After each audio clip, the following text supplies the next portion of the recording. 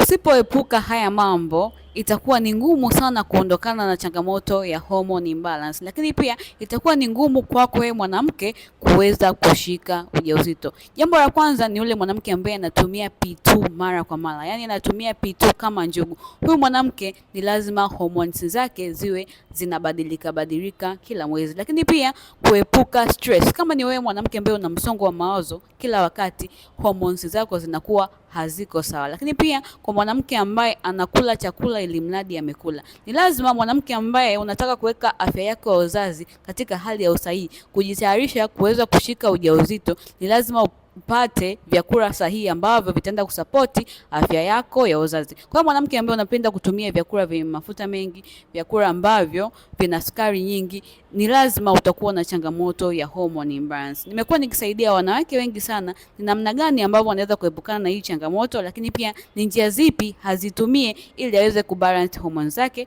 lakini pia ni mambo gani ya kufanya ili afya yake ya uzazi irejee katika hali ya utimamu. Nimekuwa nikishauri hawa watu na wameweza kushika ujauzito bila kupata matibabu yoyote. Umemwona huyu mtu hapa? Huyu mtu ameweza kufuata ushauri wangu tu, lakini ameweza kushika ujauzito na kunirejeshea hii shuhuda. Hata kwako inawezekana.